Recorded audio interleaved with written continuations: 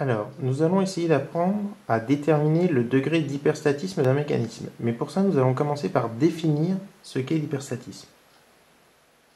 L'hyperstatisme, qu'est-ce que c'est? C'est la surabondance de blocage dans un mécanisme. Donc notre mécanisme, il est surcontraint.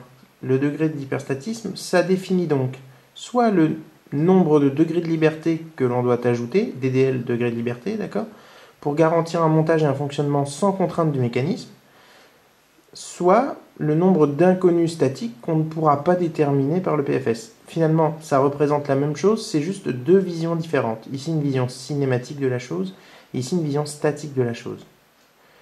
Donc, on opposera un mécanisme surcontraint, qu'on appelle un mécanisme hyperstatique, à un mécanisme juste contraint, avec les arrêts qu'il faut, ni plus ni moins, qu'on appellera un mécanisme isostatique.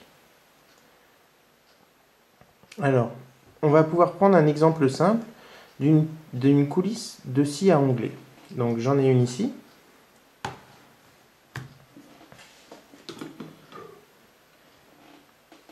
Ici, vous pouvez constater que l'objectif, c'est d'avoir une glissière entre cette pièce bleue et cette base.